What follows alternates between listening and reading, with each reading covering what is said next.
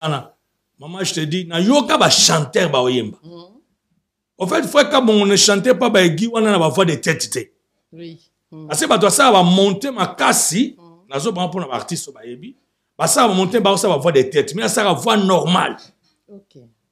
Aye so a pointer aye. Faut l'embêter. Ba tu balanda nga, ba zo na nga.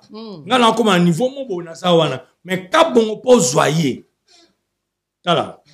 Et ça, on doit à Tigibiso, doit être ma solo, Isaki. Débat battant à bon motema. Débat battant à bon motema. Orchestre n'a libo soit à Fox Day. Ok. Dans un photo, nous sommes à côté à l'époque, on a fait débat. Et apôtre débat, paix à son âme.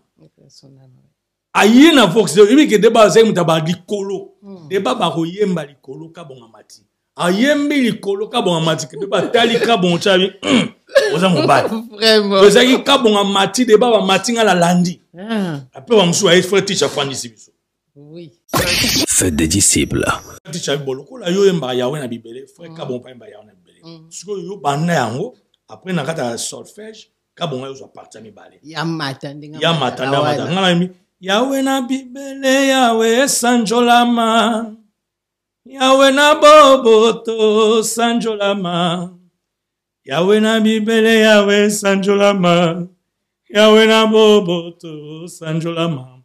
Osala king di kolose nangu yanayo.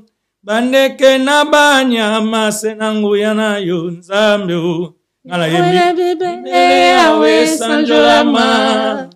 Yawe na boboto sanjolama. Frère bon aïe bourgeois. Après ça. Oh yawe na bibele yawe sanjolama papa. Yawe na boboto nzambe. Nzambe yoyo. Yawe na bibele yawe sanjolama.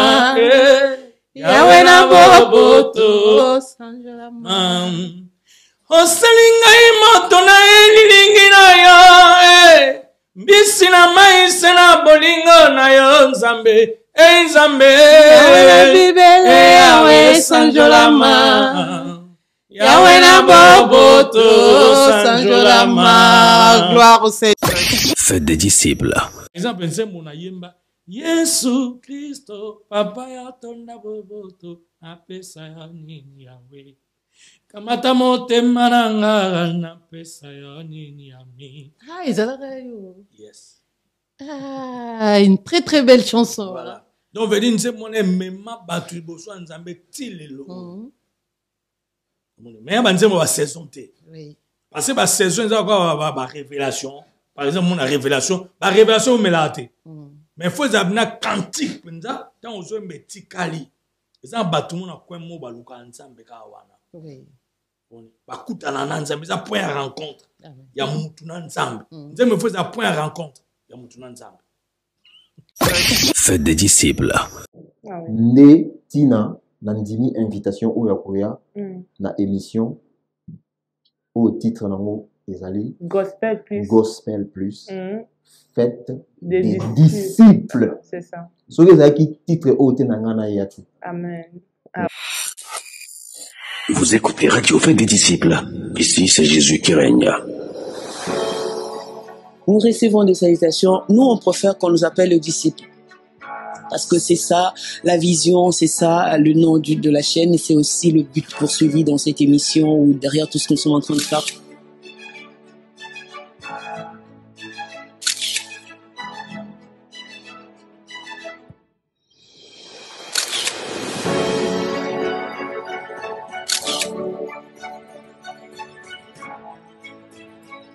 La chaîne Faites des disciples télévision, déjà j'aime beaucoup le nom de la chaîne, ça dit tout, et je prie que le Seigneur fasse de cette chaîne vraiment une chaîne qui fait des disciples réellement pour le Seigneur.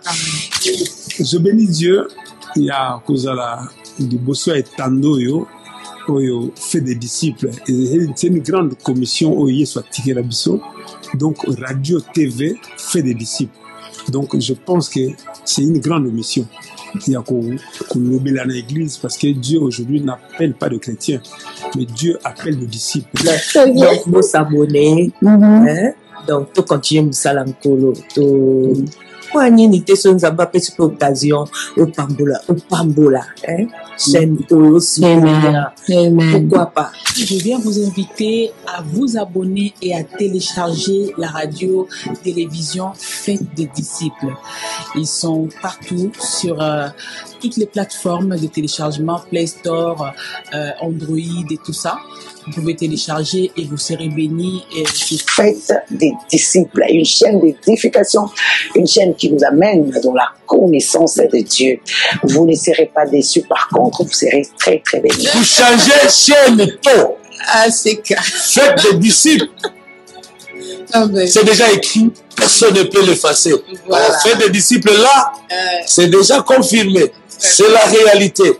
C'est la réponse Amen. à tous nos problèmes. Amen. Ceux qui ont continué la chaîne, la fête des disciples, aux Akopambam, Makamna a restauré, Makamna a mata, ils ont chaîne à relèvement, ils ont chaîne à bénédiction, ils ont chaîne à réponse à tous nos problèmes.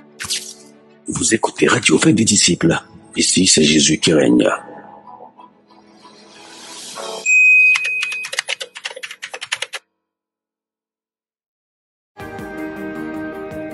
Bienvenue sur Radio-Télévision Fête des disciples.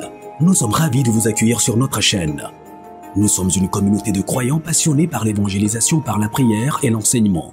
Nous croyons que la prière est un moyen puissant de communiquer avec Dieu et que l'enseignement, un moyen efficace de transmettre la parole de Dieu. Notre mission est de partager l'amour de Dieu avec le monde entier et de faire de toutes les nations des disciples. Nous croyons que chaque personne a une place dans le plan de Dieu et que chacun peut contribuer à l'expansion de son royaume. Nous espérons que notre chaîne vous inspirera et vous encouragera dans votre marche avec Dieu. Merci de nous avoir rejoints aujourd'hui et que Dieu vous bénisse abondamment. Pour nous joindre par téléphone, 0033 751 54 06 28. Écoutez Radio-Télévision Fête des disciples sur le www.fêtedesdisciplesinfo.com. Vous pouvez également nous écouter en français en téléchargeant l'application Fête des disciples FR ou en anglais Make Disciples dans le Play Store de votre téléphone. Radio-Télévision Fête des disciples, c'est Jésus qui règne.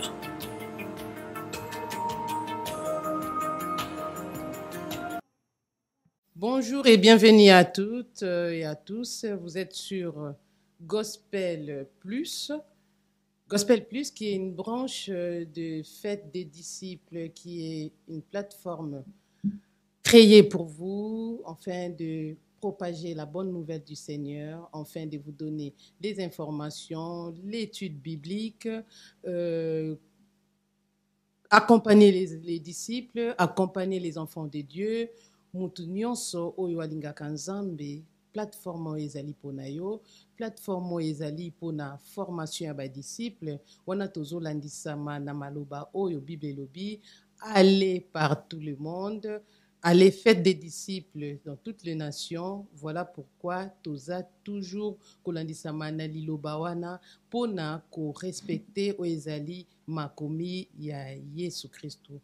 Lelo vraiment toye susuko s'est retrouvé Katnesika Oyo, toujours votre servante maman Lili Moulenda, na régie kuna tozali na papa Bob Champs et papa Faya Basket oyo bazali kozulepso bilili kitoko oyo boza komona. Lelo vraiment toye parce que la Bible dit dans Ecclésiaste chapitre 7 verset 14: au jour du bonheur, sois heureux, et au jour de malheur, réfléchis. Dieu a fait l'un comme l'autre, afin que l'homme ne découvre en rien ce qui sera après lui. J'espère qu'à partir du verset biblique, vous allez comprendre que les lots aux alliés, parce que la communauté chrétienne congolaise est endeuillée. Endeuillée parce que nous avons perdu un être cher. Un être cher qui était un chantre, qui était une légende de la musique, dans l'adoration, la louange dans notre pays. Il nous a bercé. Je sais que tout y a années 90, 2000 peut-être, mais sous kolisi ko yebi penza ba yeba ki penza te kasi biso to yeba ki ezali bongo papa Nabiso JP Kabongo oyo azalaki bongo musicien chantre na Katia Vox Day ezali groupe oyo vraiment esimbaki adoration esimbaki louange dans les années tosepelaki bana nzambe babikisamaki comme on dit la louange brise les chaînes. Alors papa Kabongo est parti. Les patriarches ndenge tomesana kobenga ye est parti. C'était la voix aiguë au tozala koyoka na kati ya Vox Day. Mais tolobi ke banda papa Kabongo akufaki tozwaki biso nyonso ba information mais tozomona Vox Day tozoyeba te programme eza nini akufi na nini tomoni bato ya Vox Day koleka te. Alors nous avons cherché toluka tomona bango po ba fidèle ba disciple baza na posa ya koyeba eloko nini penza ndeko akufeli lelo tokozwa makambo nyonso tokozwa programme nyonso parce que tozoyamba invité na biso lelo aza mutu moko oyo ayebaki papa JP Kabongo aza oyo avandaki na ye oyo apasaki ba moment ya malamu pe ya pasi peut-être na kati na vie na bango ndenge bazaka na kati ya groupe ayebi ye malamu. Alors si papa Chams qui est à la régie azana bolingo ya kolakisa biso invité na biso lelo ezali bongo papa Emmanuel Katalai. Bonjour papa Katalai. Bonjour maman Lili, bonjour au peuple de Dieu, bonjour à tous les disciples, à l'église de Dieu du Congo et du monde entier. God bless you. On est dans le temps où il y a Day, il y a Matanga. Mes condoléances, papa. Merci. Et puis, condoléances pour tout le monde. Ouais. Et connaissez le frère JP Kabongo, notre bien-aimé, à Tikibiso. À Dieu soit la gloire. Et on tourne juste pour qu'on puisse un peu mobiliser, parler un peu du travail ou de l'œuvre que cet grand homme a fait na Katia Moussa Nzambe. Vraiment, papa, il s'est mingi komone olelo. Ça a toujours été un rêve. C'est vrai que ça a toujours été un rêve. Il y a beaucoup de nabino. Tout ça, comme on a des fois dans la musique, tout ça qu'on admirer. Na ba fait na musique, na bino na quatre wana bo possession ya stade mobimba. Bozo yemba bozo loué tozo mona bino na musika toza ko admirer et lelo kokutana na bino boye ezali grâce grâce moko inestimable. Alors je rends grâce à Dieu yako yamba lelo vraiment pe merci pour l'opportunité pe singa yako sa l'émission nayo.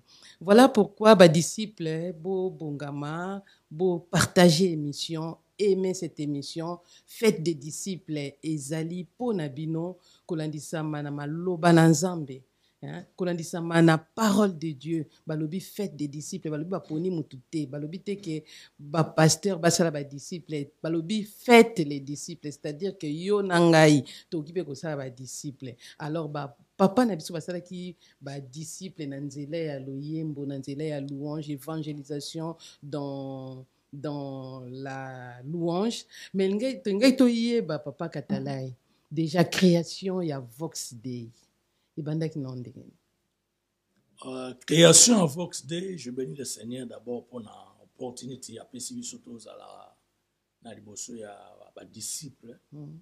Vox Day est créé na papa Honoré Ngwanda na papa Charles Lessi. Oh paix à son âme papa Charles. En tout cas, paix à l'air d'âme, Batika Bisso.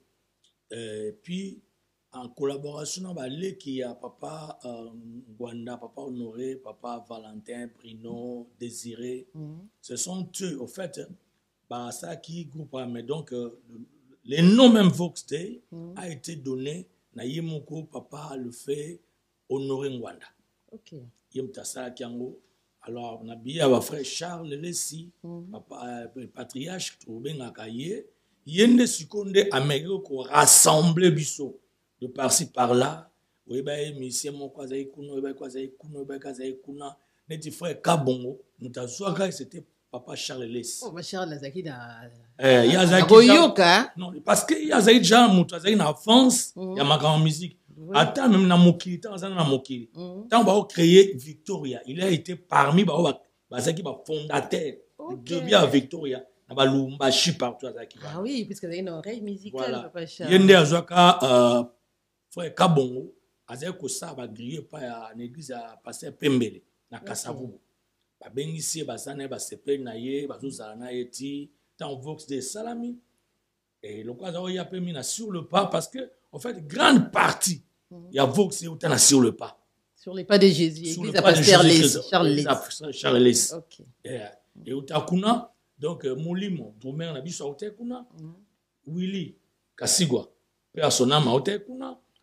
Papa Kabongo, Nanzela il y a sur le pas, Chanda Nanzela sur le pas, donc veut dire que Batu et Béné va utakuna sur le pas. Et puis biso wa mususu to uti côté mususu, frère teacher utakuna Bethel.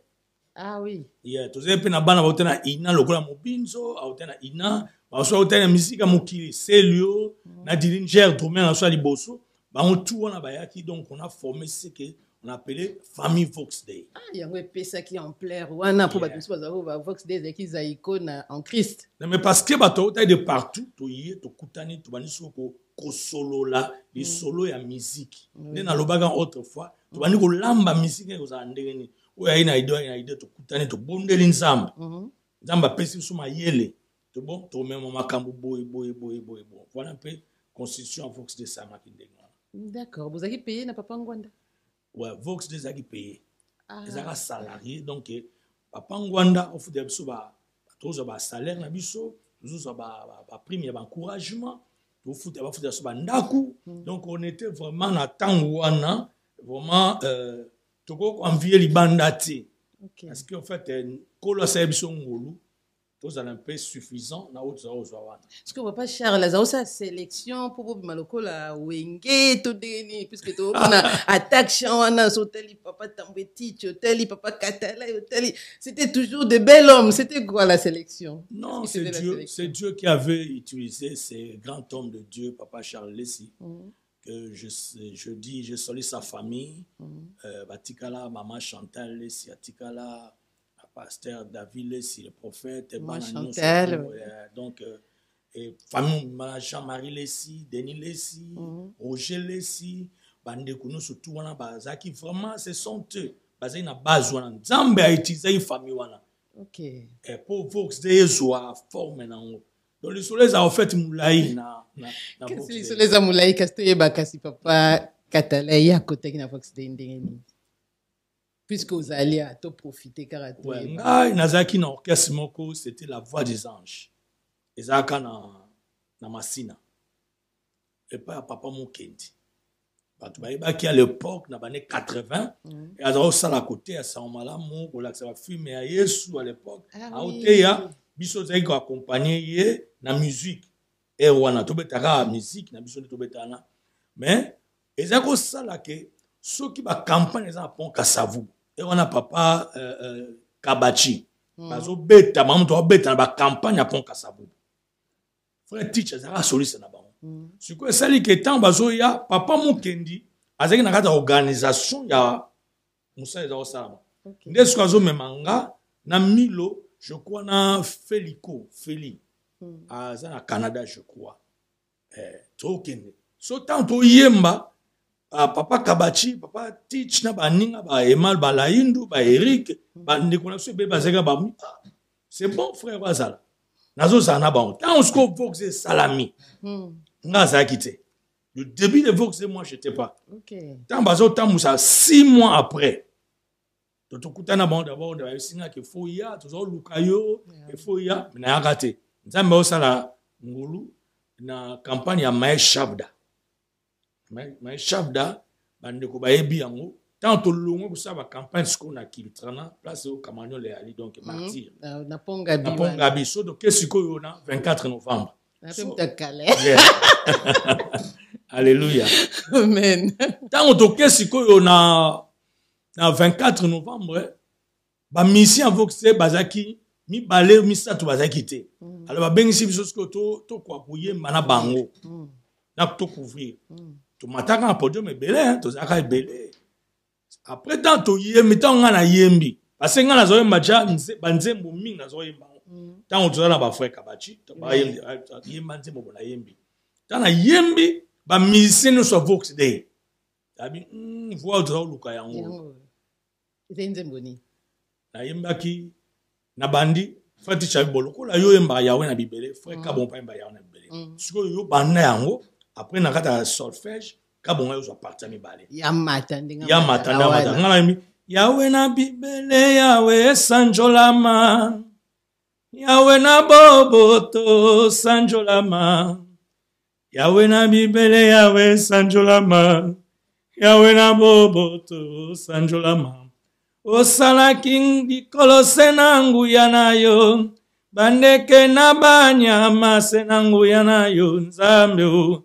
ngala yembi bibele yawe sanjolama yawe na boboto sanjolama frère bon ayi bozwa après ça oh yawe na bibele yawe sanjolama papa yawe na boboto nzambe nzambe yoyo yawe na bibele yawe sanjolama yawe na boboto sanjolama osali ngai moto na elilingi na yo mbisi na maise na bolingo na yo nzambe nzambe yawe na bibele yawe sanjolama yawe na boboto sanjolama.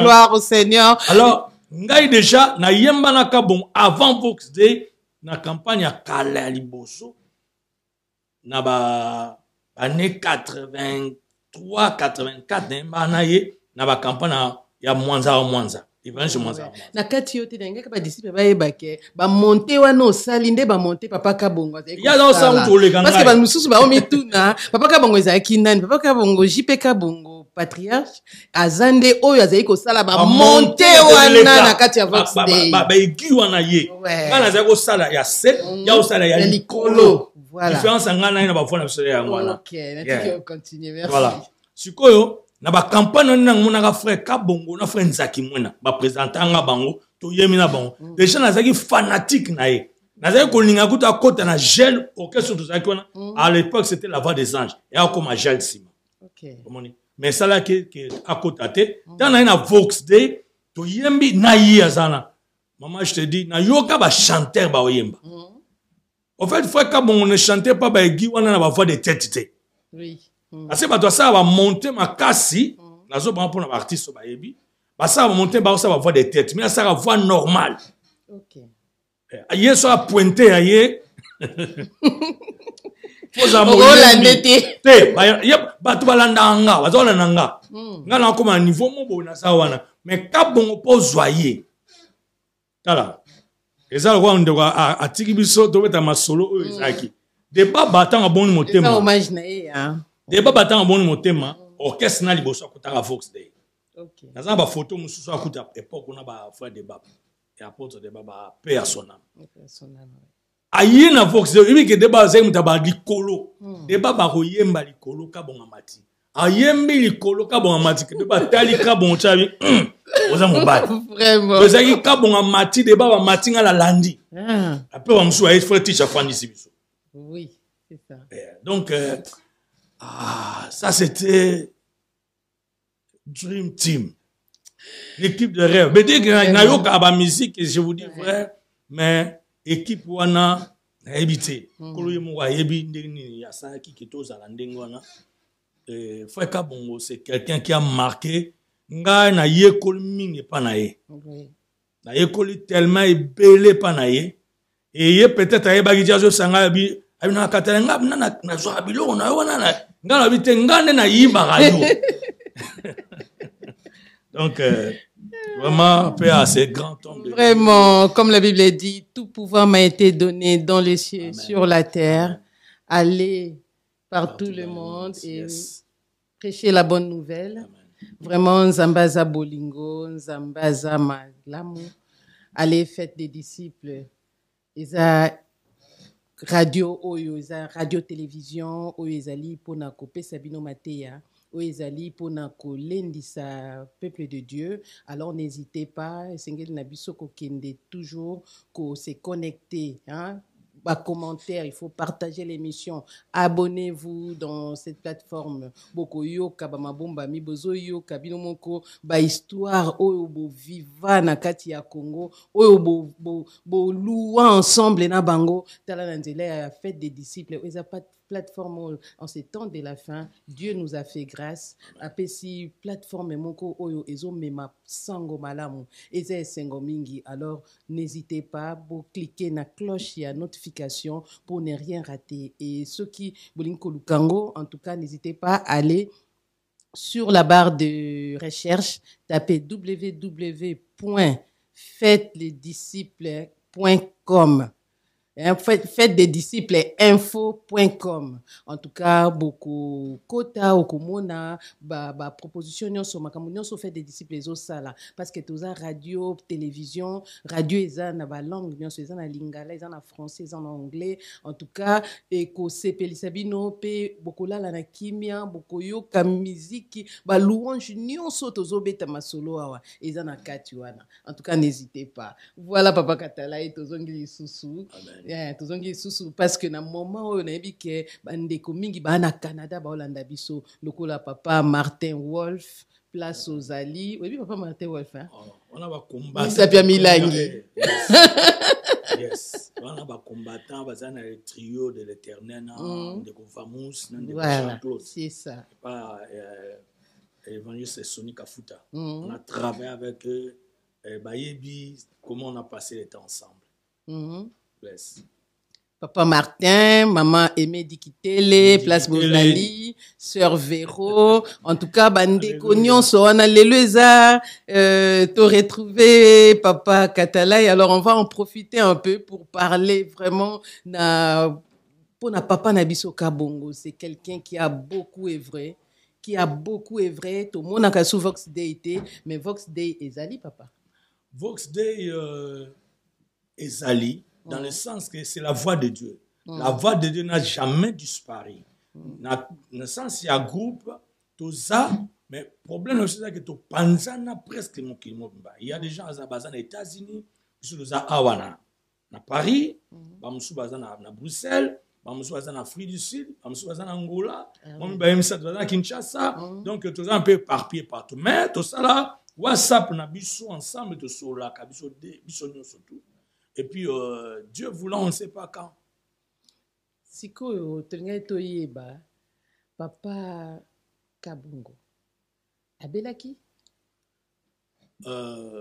Oui, Papa Kabongo. Abelaka déjà avant, alaki na Angola, au période de moi, Kumaka na Angola. Tant que mon niveau, c'était mon bateau, ça, tout le monde qui est état de santé n'est pas bien. On a fait le nécessaire pour évacuer na Angola.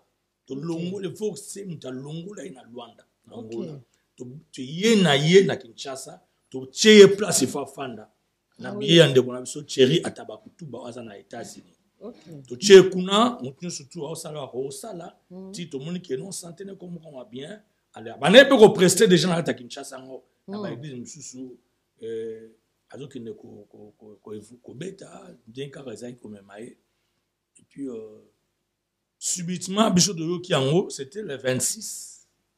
Oh, ben vers 13h, et puis petit frère José Chimon, Maël. Bonjour, viens, bonjour. Erwana Bengangai, Abenganga souvent Erwana. Et puis Erwana Bignaza en plein boulot. C'était vers les 13h30. On a insisté, on a dit, ça va, mais ça va pas. Nini, frère Kabonga Koufi. Bien aimé. C'était pas facile. Je me suis retrouvé dans Zagi na C, na poli na mamisu na ebaité susu ezandenge nini téléphone tigali kunanga ya pembeni moi si nangai mama Rema et que je salue Darling God bless you aye siminga wana et puis to bani ko prier amon musa nze musa zaki na bengi aye bando prier to bando ko prier. Et puis je me suis calmé. Je me suis retrouvé dans sa crise. Nzambe merci. la zongi calmement, la télémini corona, et puis on a vu frère Kabongo. Donc voilà.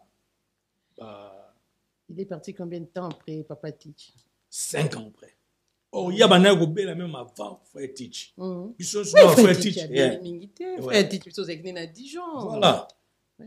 Ils sont frère Teach ensemble de 5 simbons, on a pour tout Tinda, il y a Azon à Congo. Ah oui. Il y a Koufi, avant, frère Teach à Koufi, en 2020. Après, 5 ans après, les tatous, le 26 octobre. Bande mingi lokwa bamona ki na ba image na ba YouTube kazaki na Angola bazokanisa kufeli na Angola. Kufi na Kinshasa. OK. Matang eza na Kinshasa, baza ko sa programme ba ochango pona ba basi ba olele parce que na to suna avançango. Tunga to salango semaine oyo. Et to changa semaine prochaine pour na ba de comme si ba 5 bo chapo ba linga so pe ba bazala tout ça. Donc et ça vendredi oyo nani ka annoncer en passant peut-être en répétant en sous et fallait to fanda et pas na biso kuna na restaurant na Villeneuve le Roi. Nous en a 13 to pe sawana mais to vendre la semaine prochaine vendredi le 21 ou ba okunda le 22 samedi biso vendredi le 21 to fanda wana na baningo banda oya to kutana to partager temps ensemble na bango donc ko yebisa bango ke oya na titidi ya losambo tout ça tout se recueillir pour na kokumisa nzambe ko bondela nzambe ko témoigner bonté nzambe pour na ndeko na biso wana voilà un peu ce que je voulais un peu na modifier parce que to tchèque bosso d'accord date to changer date par rapport à enterrement. Est-ce que papa JP Kabongo akufi na Agini? Kabongo akufi na 68 ans.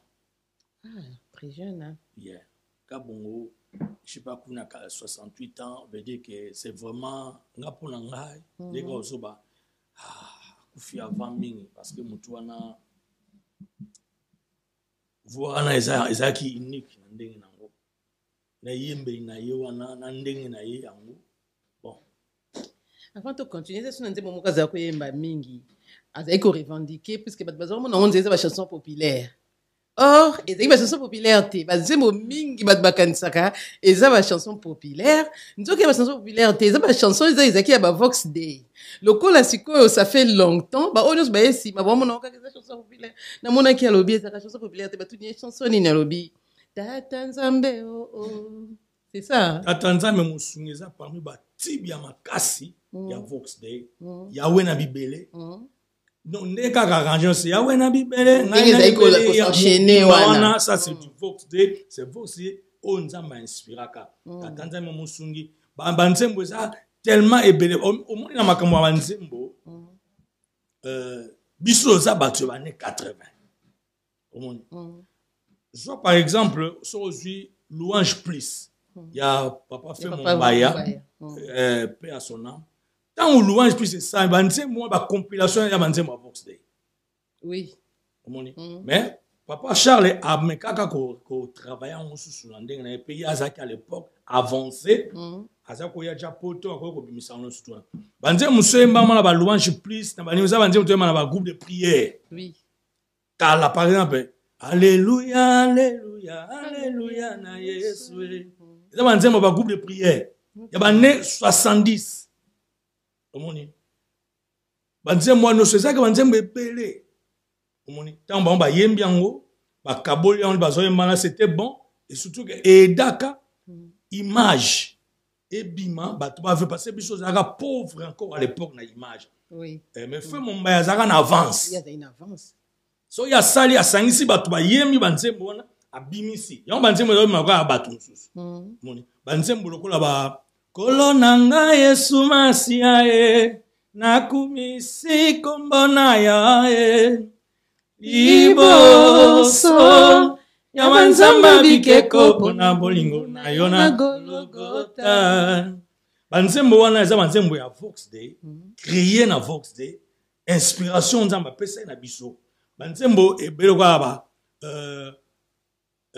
to interpréter na pesi ka mutemba na pesi molimo na ngai na nkolo mayele na ngai na nkolo bebo moi nyonso na nkolo. Voilà, banzembo na banzembo lokola bato mingi na mokili oyo nzembo ya vie musenga. Okay. Sikoyo biso interprétant na Vox Day.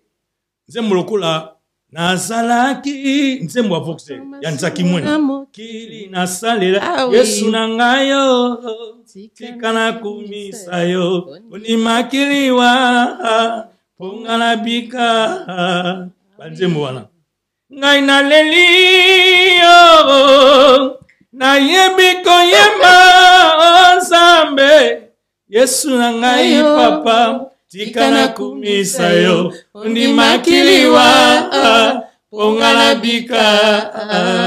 Voilà banzembo ya Vox Day. Bakria nzembo kwa twimba lelu twimba tulomba luseba na betu Nzambi wa moyo twimba lelu chikungu sanga bilembi wo uzana Nzambi wa moyo ya mulunda wani iyo iwani Nzambi wa moyo itatuanye iyo iwani Nzambi wa moyo. Voilà wana banzembo ba disciple ba découvrir siko bisika nzembo ya fwe kabongo bakriwe bakri wana ozomona veut que banzembo eza ebele parce que Vox zaka équipe moko na batu mususu. Ça je veux le révéler. Na batu mususu ba opesa banzembo na Vox Day. OK. Yeah. Kumama kolo Yesu kumama. Kumama mwana na Nzambe kumama nzembo Vox Day. De lolo ba yembia on ndenge nyoso tu ba kalingi ba sali bo musale okenango. Oyoka na stade à 24 novembre. Voilà. Donc banzembo ba nyamolo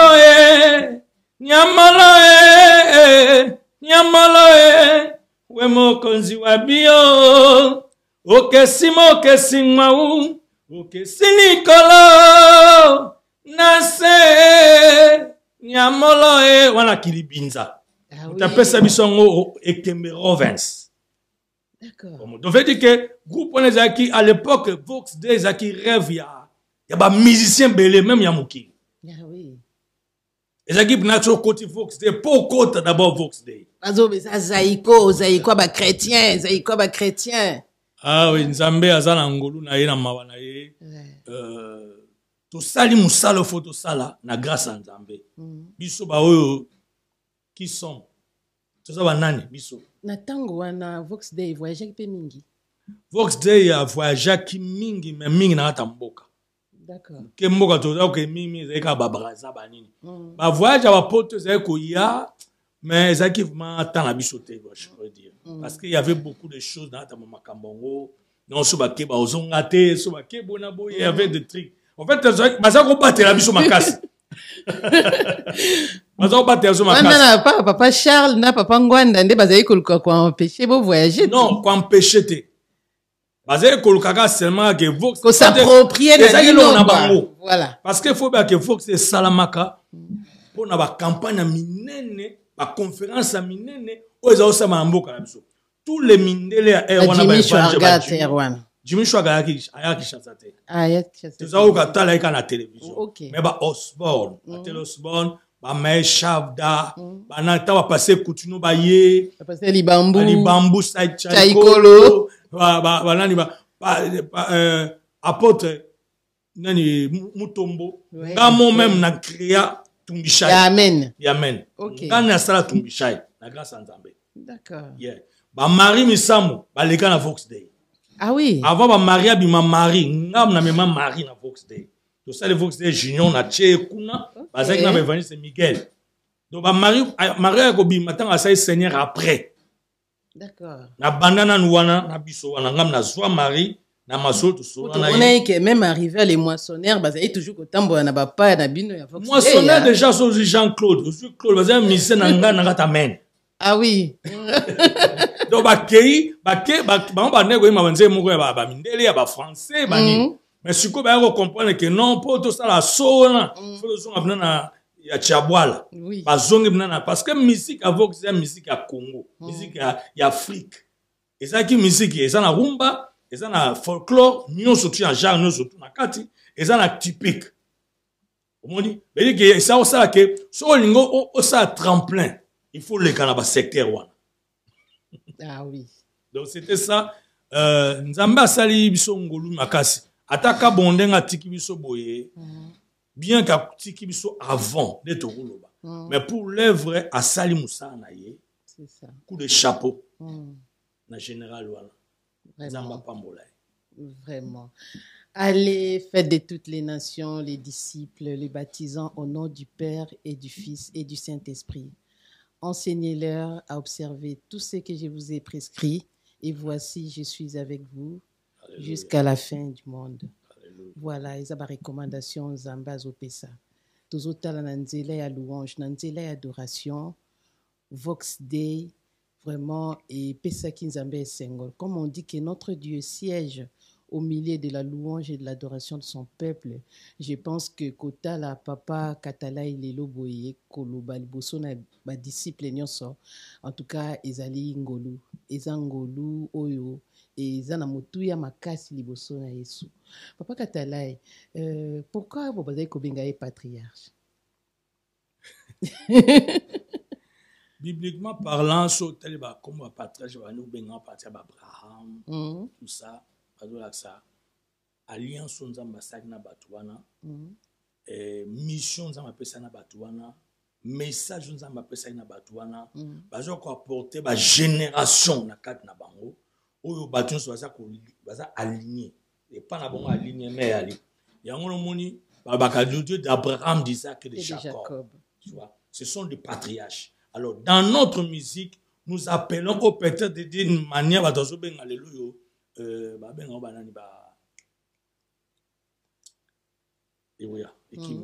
Bon, donc bateau bazaki incarné, bazaki propriété ensemble pour nous mener mission moroboé, pour nous mener bateau place moroboé, nanzela musalo za mabenga libango. Bako benga bango bon ba légende, oui, mais biso na terme na biso benga mingi ba patriarche. Ce sont des gens qui ont eu cette mission, ya kosali kamobo. Peut-être que a sali yango azoyeba teke azali na mission wana. To peut-être aoyeba ngo mais azo comprendre non bien te. Batande na bazala. Alors quand on nous appelle, moi je suis patriarche. Na Moussa na sali. Pas seulement na ça ko s'attribue en honte, mais ça par rapport à Moussa to sali. Je crois que Moussa to sali ils ont mérité blessing ensemble, même pas bateau. Donc c'est patriarche. Eza yango wana otobenga ba na biso akala ba patriarche basali musala tozana par exemple na évangile na ba papa Jina Bala na ba papa Kelani tozana ba papa wana basa ba patriarche basimaki moboko ya masolo ya évangile dans la musique ba papa Kabachi basa ba patriarche papa Mutombo bon bah papa parce que tant au tcha papa Mutombo apporte Mutombo faut tcha série na ba ono surtout donc Outino passer apporte Mutombo quand 15 Evangeliste Kizamina Evangeliste Sony bazaki belé wana ba ono surtout wana toutefois bato quoi ba papa Charles Les basa ba patriarche parce que ça na ba ça pe na ba catégorie papa Charles c'est quelqu'un qui a commencé avant. Mais parce que c'était quelqu'un azaki kolinga penda kobimate. Moni. Bazaki wana. Baza ebele hein. Batu musu batanga raba musu ba biso to beta histoire ya évangile na mboka wana na ko expliquer bino makambo mususu. Ko peut-être beta batu musu li baku. To batu musu ba ko saka nango. Mais ba patriarche batu ba respect. Congolais il faut ba ko respecter batu ba sali musa moni passe. Faut ba ko honorer bango. Il faut que pesa bango limemia moko boye na musalo basali bato bakoza na berère oui bakoza na faiblesse oui mais l'œuvre a été faite et l'œuvre continue. Quoique aujourd'hui il y a beaucoup des aventuriers so oui un peu dans le bandingwana na musalango même côté ba te ya même côté musique mais des gens qui ont fait ba fondement ne aux la jamais embralé comme souvent le baga papa ngwanda kinda na makambu na ye. Non, on est à la langage à bateau, les gens parlent beaucoup. J'étais avec mon jeune frère Paul Kela, ya za cadet à Fox TV. Nduku. Toso na ye na papier lifa. L'arbre sans saison. Na Dr Mwamba, toso na ba Jacques, toso na ba Thaïs. Donc quand okuta na toso la wana, to veut dire na ba nga vita là. Tout ça la rendre musala. Amen. Parce que les gens parlent au bako quand les commentaires comme ça lingue. Mon na ça émission bo. Mon muso ko banda pe ko finga na ya zolo bana ye. On ne peut jamais empêcher Nzambe ka zolo kumu. Mais c'est bon seulement que to kono sa musala. To continuer ka biso to ça dans un musala tana batumi balé.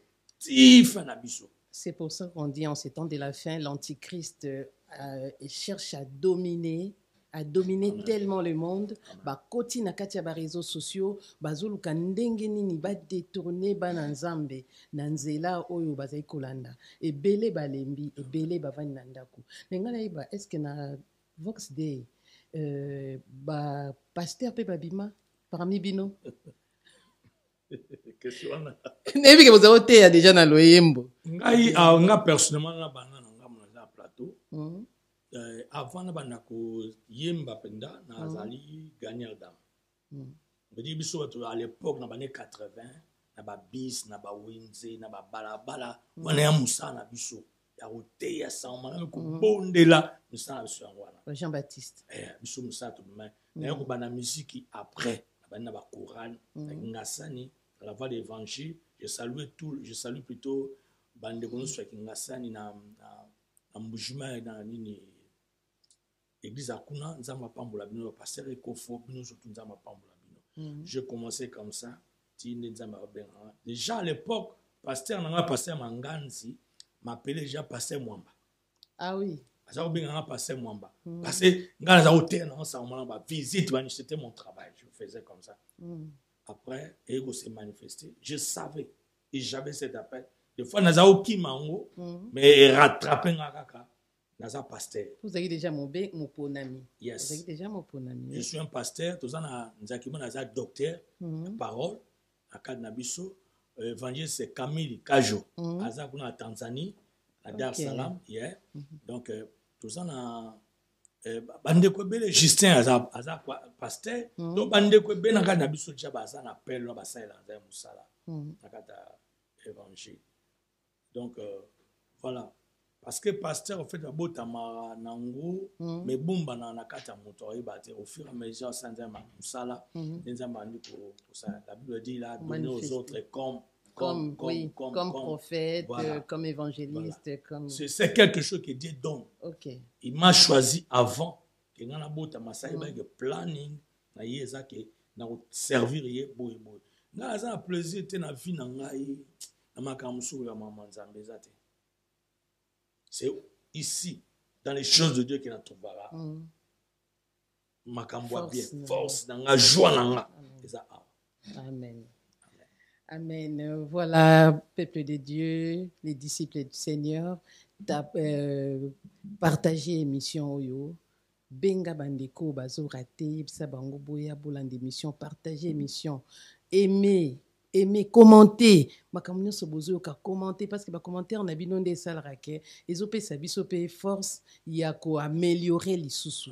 Faites des disciples salami pour nabino. Alors pour la promotion de vos albums, pour vos réunions de prières, vos campagnes d'évangélisation, ben formation sur bozanango ou bien ba organisation sur bozanango, n'hésitez pas d'appeler les 07 51 54 06 28 ou bien tu préfixe plus 33 7 51 54 06 28.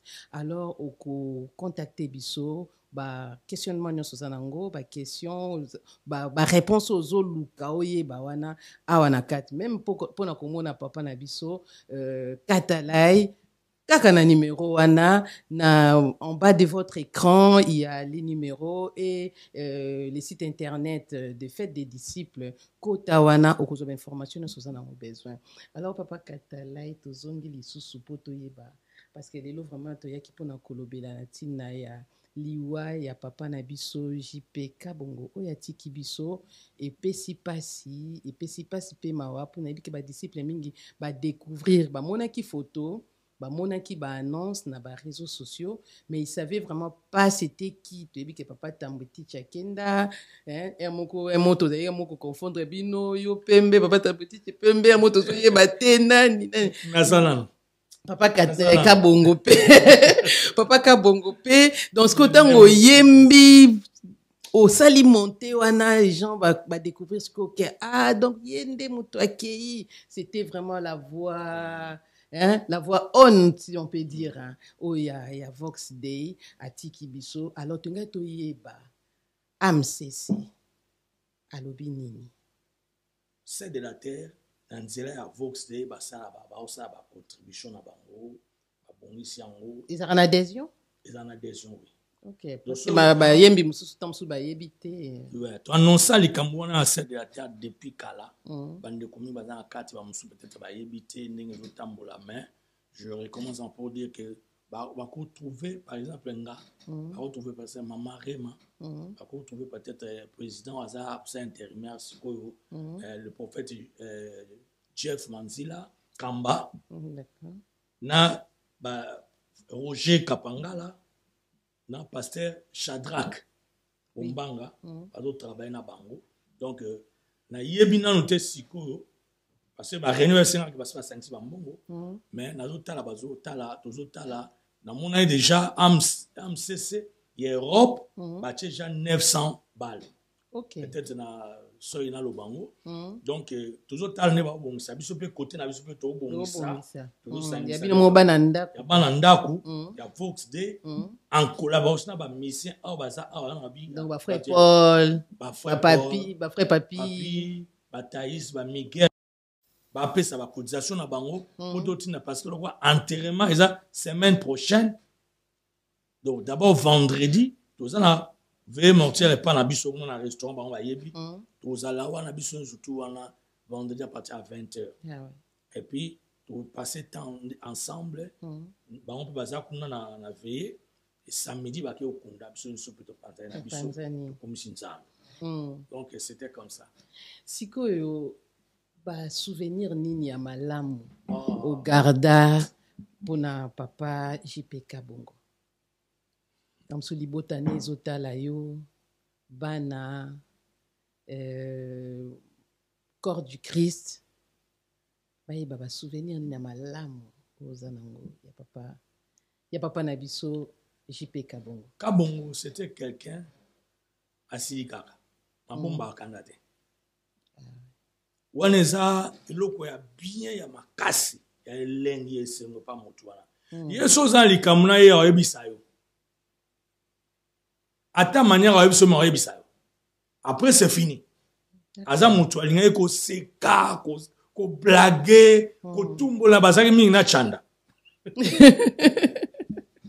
donc bango sur le fan na chanda ye donc ba ba su Paul Okela comme terrible ndukwe donc bazaki so ba fandi miseno so ayebita tnelo wana yaza na kanda ba tuta yebisa ba twa mopolele donc c'était comme ça zalaki na ndenge na et ndenge na yo wana moi j'aimais ça une fois ngana tozo kamatana ayate pa na lemba à l'époque ayebisi ngabi ema ngana linga yo linga mais pas les tokamata na ngana yo yemo kwa lobi yemo na ndenge wana des fois mona za na coin na ye na ndenge na ye donc c'était ça mais côté que tellement ma musique oh non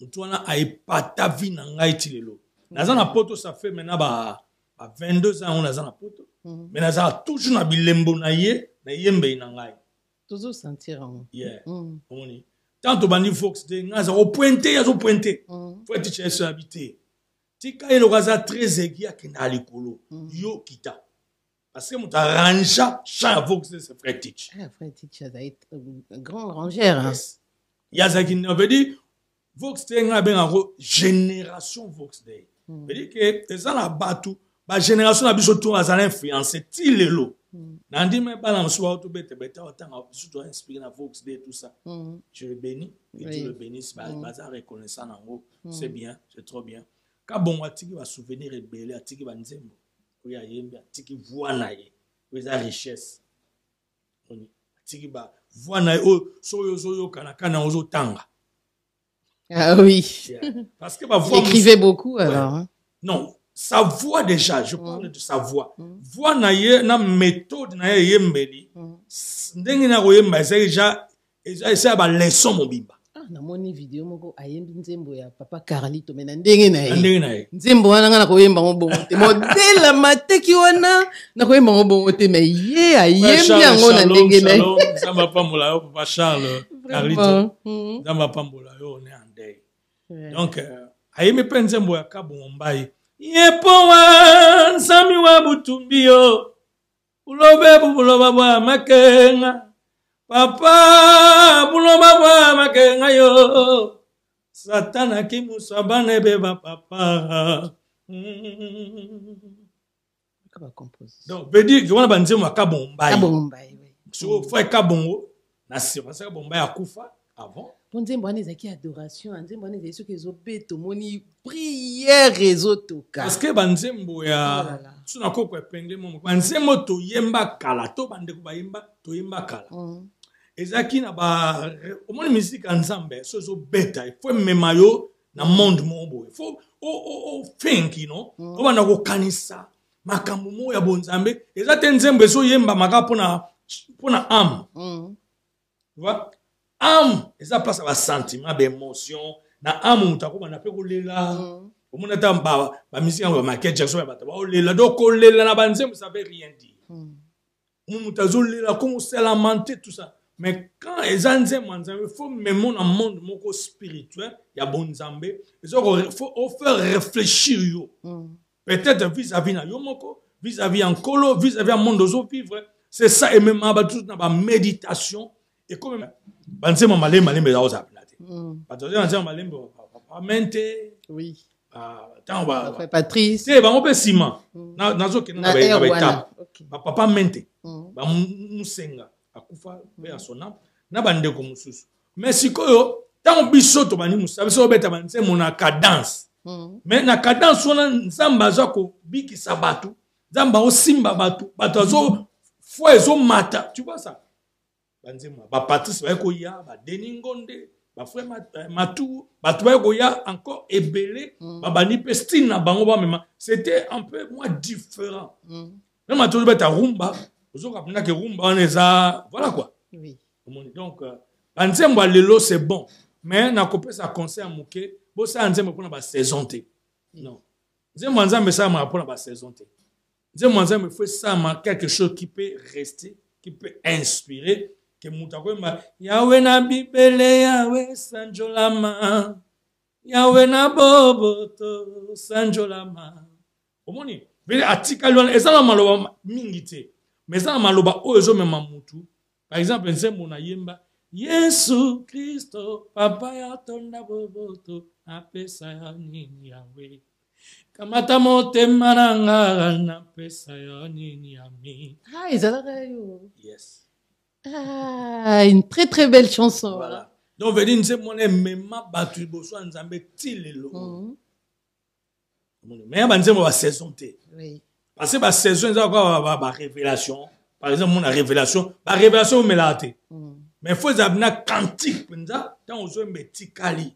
Ça battu mon akwa mo ba luka nzambe ka wana. Oui. Ba kutana na nzambe ça point rencontre. Ya mutu na nzambe. Nzambe faut ça point rencontre. Sikoyo, pourquoi au Sepeliko rendre hommage na Papa Kabongo na Katia fête des disciples? Alléluia. Là au Seigneur. Ouais. Nazana esimo za fait des disciples, faire de fête des disciples plutôt. Parce que ezali plateforme, you know, où il faut rassembler mato ya bana nzambe. Amen. Au bas dans un métan que la voix de Dieu est en train de parler. Moi je vous bénis beaucoup. Hommage à Frère Kabongo parce que c'est quelqu'un qui a travaillé pour l'évangile. Faites le disciple. Alors c'est pourquoi il faut pas avant que nous soyons d'abord venir faire hommage. Nzamba pambola bino. Amen. Nzamba pambola bino vraiment message dans les que restez toujours au pied du Seigneur La Bible dit, quand la ici Marthe habite, tu t'inquiètes et tu cherches beaucoup de choses. Mais la seule chose que Marie a choisie, oh, mon toko bote la montée, c'est important, nécessaire. Mon toko bote la montée. Marie a déjà touché ma colancolo. Ma colancolo, et ça place toko ça réfléchissement. Et ça place toko sous mon déconnant zambé. Et ça place sous toko pour restaurer la âme na biso. Et ça place toko sous pour ça ensemble. La vie chrétienne bien aimée, je vais te dire quelque chose. À tout ça la tout pour ça ensemble ça la Bible dit heureux ceux qui ont la soif ou le faim. Il faut aux en la soif. Nous en faim. Biloko na eko sanga oko matana yo ndenge ni misoko zangi soif na faim ya makama nzambe ya boyenge bene ya bonzambe. Ah, comme il passe. Mais que Dieu nous aide. Vraiment, que Dieu nous aide. Que Dieu nous aide. Voilà pourquoi les lots vraiment qui hommage à Papa Kabongo. C'était un grand serviteur de Dieu qui a beaucoup œuvré dans le Seigneur. Hein? Papa Kabongo azaki na libota azaki na famille abalaki. Oui, Papa Kabongo azaki na libota atiki bana mitano. Atiki bango place bazawana. Nous sommes de cœur avec eux. Vraiment nzama pambola bino na bandeko nous baza kuna famille Mbimba, famille Kaniki, famille Tatuka Bongo. Baza na Mbushima bazolela na Lubumbashi, na Kinshasa, partout dans le monde où là Tatuka Bongo. Vraiment que Dieu vous bénisse. Gardons la foi. Gardons la foi et une bonne conscience. Combattons le bon combat de la foi. Dieu est vivant, Christ revient bientôt. Vous avez tout parce que la parole de Dieu doit s'accomplir d'une manière ou d'une autre. Courage, on vaincra toujours avec Christ. Voilà. Alors, tout le temps qui est Ecclésiaste 7, c'est dans le bonheur choisiré, dans le malheur réfléchi. Na malheur est frappé Fox Day et que beaucoup kutana. Peut-être si maya kokutana, est-ce que projet moko ekozala? Rencontre moko ekozala, louange moko ekozala pona kola musali susu Vox Day. Tout ça qu'on réfléchit entre ceux-là qui en même, on est en train de travailler sur et le retour ça là, dans la prochaine d'abord c'est la chanson. Ou peut-être on a sur côté thème émotion à Makassi, tout travailler sur en haut. D'ailleurs, tout ça il a bon c'est le 31 janvier 2026 pour tout ça hommage à Frère Teach. Ah oui. L'armée de victoire. D'accord. Mais ça il y a une situation à Frère Kabon et Koya doit arrêter nous surtout parce que tout va que drapeau ça à Berne. À Berne. Alors si que tout ça on va voir comment est-ce qu'on va faire. On va toujours célébrer le Seigneur. Moi je l'appelle comme ça parce qu'ils ont travaillé charnement na musala oyo. Jeunesse na bango, jeunesse va tatou, trop jeune les jours je vous ai dit là à mon tatouage qui trop jeune, un bel homme, trop jeune. Donc azo yemba voix na ye, oh là là, nazo sentir on la carte nanga. Vraiment. Voix wana Isusu. Na mon mutazo mandé wana non musique andambe, c'était pour la première fois non kandé. Vraiment. Donc on verra toujours par la grâce de Dieu na baninga comment est-ce qu'on va faire pour notre célébrer parce que Makamu se tigali a pas na biso, faudrait comment gérer un peu la situation. Merci beaucoup Papa Emmanuel. Alors un message à l'église Corps du Christ, un message na Kamerangwana na ba disciple oyo baza kotala yo Papa Kofi, Papa Kei, dans mususu bandeko mususu bakoyi kozala na posa ya koyeba ba programme soko sisi message groupe ça biso ba programme ya matanga basala ndenge nini po ba contacter bino po ba mususu baza na posa ya kokende nga bandeko so benga na Dijon baza na posa ya kokende me bazoye ba programme te bazoye ba te numéro nini kobenga tout ça donc un message aux disciples de Dieu s'il vous plaît. Shalom peuple de Dieu. Shalom l'église Corps du Christ. C'est votre humble serviteur, le pasteur Emma Katalai, que vous avez connu, moi, Mouké, Trokola, le lot frère Kabongo, Tikibiso. Je vous appelle, please, tous sangana, tous yokana, tous kundande konabiso avec honneur, dignité et respect.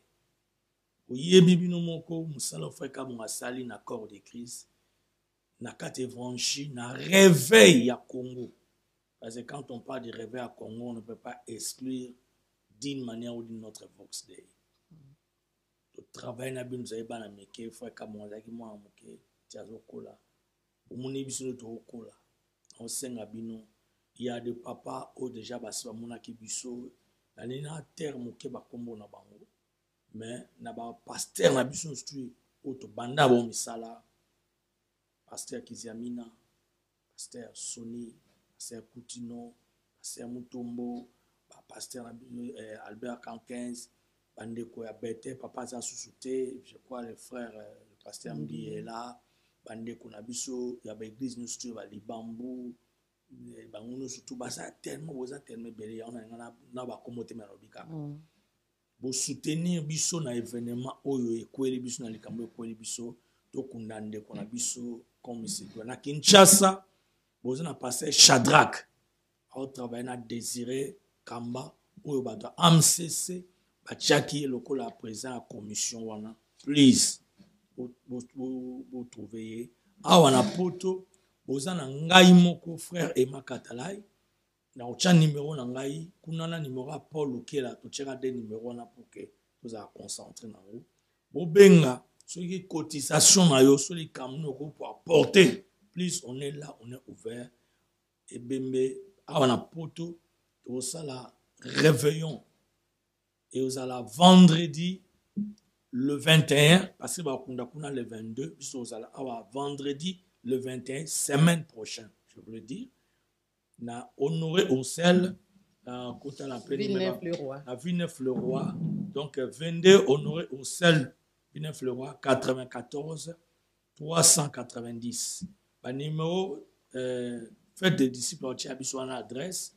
Ou bien, tu as tout coutana, un restaurant au Biso Zaraka, Bayiwana, tu fan na sala Bisowana, il y a les colobes qui sont assez, tu commissions Nzambe.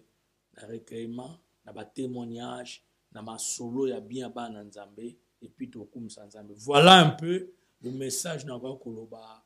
Que Dieu nous bénisse tous. Nous sommes là pour la gloire de Dieu. Merci pour nos conseils, surtout à papa Nangaï, papa Daniel Ngouva na Havre. Merci papa pour nos conseils au Pesenga. Merci évangéliste Sony Kafuta na conseil. Merci pasteur Kiziamina. Merci pasteur Tanfumu Waza Awana Biso. Merci à tout le corps de Christ. Merci pour la pastoral. Il y a Paris, il y a France. Merci pour la bande de Konabiso. Nous soutenons l'Europe partout. Merci pour votre assistance. Mais toujours, tous à l'ensemble pour la gloire en Zambie. Que Dieu vous bénisse. Merci MC Kola Pambolayo. Merci pour support. Il y a Maman Rema, une équipe de Mobimba. Donc on est là. Que Dieu vous bénisse. Love you, bless. Merci beaucoup, Papa Emmanuel Katalai. Alors, encore pour plus de précision, pour ceux qui veulent se rendre le vendredi, parce que la veillée mortuaire, c'est vendredi 21 novembre à Villeneuve-le-Roi, sur 22 Honoré Ursel, 94 390 à Villeneuve-le-Roi. Et pour joindre Papa Katalai, c'est au 07 53 69 32 53. Et je vous donne aussi les numéros de Papa Paul Lukela, c'est les 07 69 98 26 47. Sachez que nous sommes des Bantous. Quand nous rendons bisika ya matanga tokendaka maboko pambate soki ozana besoin ya aide o aider libota o ekufeli toyoki papa Kabongo atiki quand même bana mitano topé 5 eza mukiete. Alors n'hésitez pas ndenge kaka tosalaka lokola momesano boye na esika wana ba numéro topesi bino contacter voilà voilà alors pour na ba yoki numéro te soki bomoni que vous avez facilité à contacter faites des disciples toujours en contact na papa Katalai na mama Rema toujours en contact na papa Paul Lukela bandeko nyonso ya Vox Day balobi to kabola mawato lelana ba baza kolela alors n'hésitez pas et venez nombreux parce que ba mourir adoration boyebi ke adorateur balela kaina adoration balobi po boye ba mutu soki akufi misala zai ko sala kati na mokili boye bango na matanga na ye parce que na kati ya matanga soki ezalaki ndumba bokomona ba réaction we kozala wana soki pe ezalaki musicien beaucoup mona pe ba réaction zana alors tango eza adorateur beaucoup mona pe kozala pour ceux qui ozana pour ça boyoka ba vrais adorateurs venez ko partager mawana bandeko boya ko kabola mawana pe ko louer ensemble parce que papa azalaki mutu azaki na kati ya louange alors tokolela ye na ba louange tokolela ye na ba adoration tokolela ye na mabina oyo ekopesa nzambe lokumu akende na kimia pona na grandeur ya musala oyo yasalaki na kati ya mboka oyo alors papa Katalai na ite soko zana likamso ko bakisa to batu ya ko remercier nazokumisa nzambe pona faire des disciples. Et puis, seulement que nous avons besoin de vous, bien-aimés. Viens ensemble, la carte ya louange, adoration, témoignage. Et puis, nous avons besoin de votre soutien dans la prière.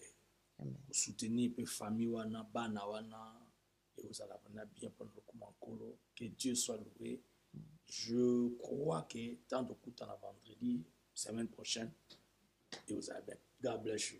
Amen. Alors, faites des disciples, nous sommes là. Derrière la caméra, il y avait papa Bob Chams, il y avait Jordan, il y avait Faya Basket, Simbaki Caméra, et moi, votre servante, maman Lili Moulenda, toujours à votre service. N'hésitez pas à partager l'émission.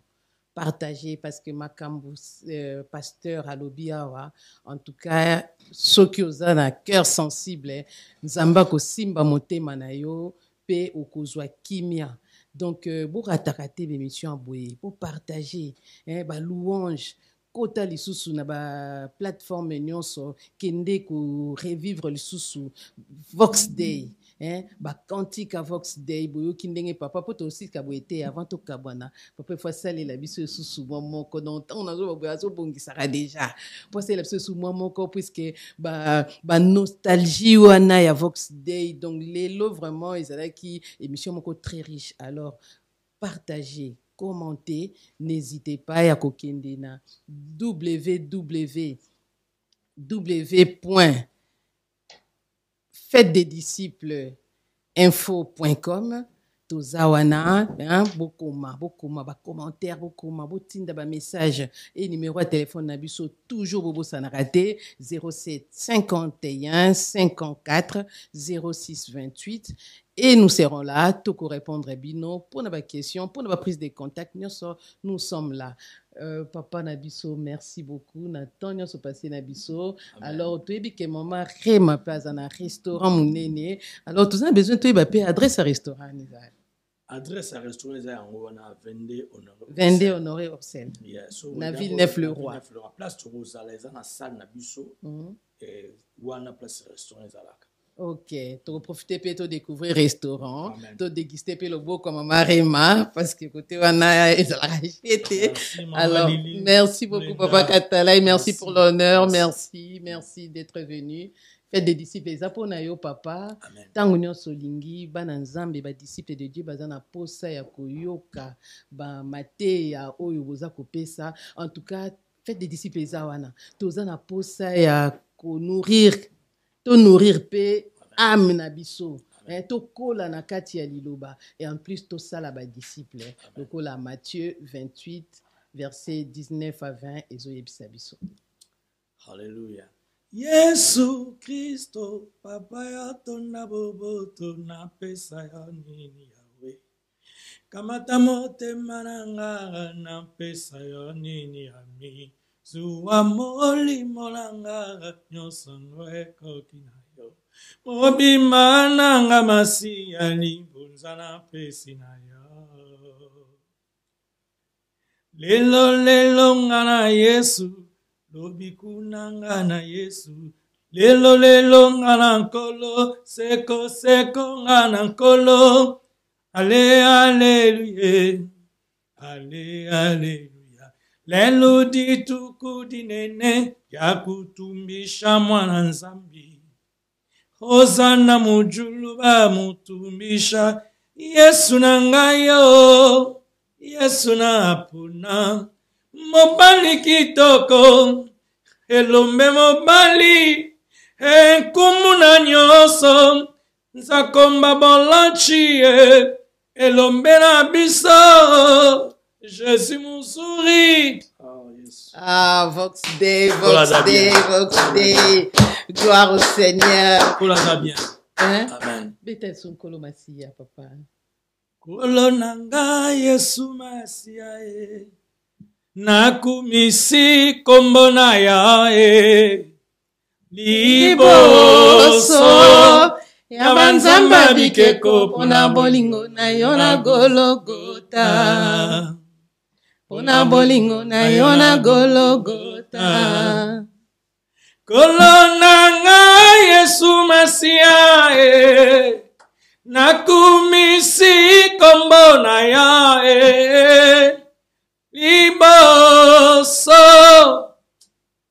Ah, merci beaucoup, merci, merci. Salut à vous, papa. C'était qui encore? Papa Cool Matopé. C'est parce qu'il rappelait ngamba la mort fait la musique. Hein? Il rappelait ngamba mon fait la musique. Nazomona. Papa Nabiso Azaki producteur fait la musique. Ezaki papa Philippe Lubasu. Hein? Ba papa Nabiso Anabisika nyonso bozwa minzamba pambola bino. Ngolu na nzambe bilabino. Peto mona nimbala sima papa. J'espère que vous la biso sous occasion. Gloire à Dieu. Dieu fera grâce to sous next time. To célébrer sous kombona et surtout témoigner mon na nsambe na biso. Amen. J'espère qu'à Simaya Matanga, peut-être on va se retrouver pour tout ça là quand même. Émission Moko, vraiment, il y a qu'à remercier peuple de Dieu.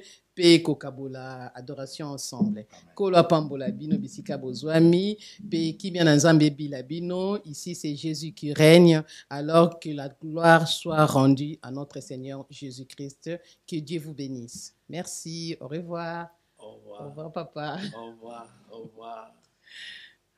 Merci, papa Chams. Kolo Pambola. Nde tina na ndimi invitation oyo akoya na émission au titre nango ezali Gospel Plus fête des disciples. C'est ça. Soki ezalaki titre oyo te na nga na ya tu. Amen. Vous écoutez Radio Fête des Disciples. Ici, c'est Jésus qui règne. Nous recevons des salutations. Nous, on préfère qu'on nous appelle les disciples. Parce que c'est ça, la vision, c'est ça, le nom de la chaîne. Et c'est aussi le but poursuivi dans cette émission ou derrière tout ce que nous sommes en train de faire.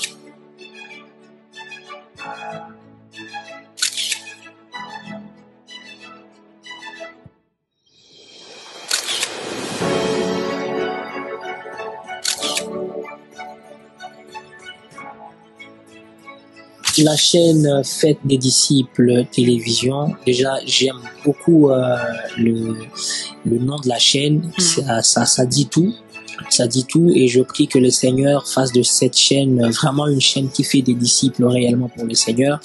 Je bénis Dieu, il y a Kozala, du Bosso et Tandoyo, Oyo fait des disciples, c'est une grande commission Oyo soit tiké la biso, donc Radio TV fait des disciples. Donc, je pense que c'est une grande mission. Il y a qu'on l'obéit à l'église parce que Dieu aujourd'hui n'appelle pas de chrétiens, mais Dieu appelle de disciples. Donc, vous s'abonner, donc, tout continuer Moussalankolo, Ouani te son zamba petite occasion au Pambola, hein? Chaîne aussi. Pourquoi pas? Je viens vous inviter à vous abonner et à télécharger la radio-télévision Fête des disciples. Ils sont partout sur toutes les plateformes de téléchargement, Play Store, Android et tout ça. Vous pouvez télécharger et vous serez bénis. Fête des disciples, une chaîne d'édification, une chaîne qui nous amène dans la connaissance de Dieu. Vous ne serez pas déçus, par contre, vous serez très très bénis. Vous changez chaîne tôt. Ah, c'est clair. Fête des disciples. C'est déjà écrit, personne ne peut l'effacer. Voilà. Fête des disciples là, c'est déjà confirmé. C'est la réalité. C'est la réponse à tous nos problèmes. Ceux qui continuent la chaîne, la fête des disciples, aux airs au Pambouam, Makamna a restauré, Makamna a mata, ils ont chaîne à relèvement, ils ont chaîne à bénédiction, ils ont chaîne à réponse à tous nos problèmes. Vous écoutez Radio Fête des disciples. Ici, c'est Jésus qui règne.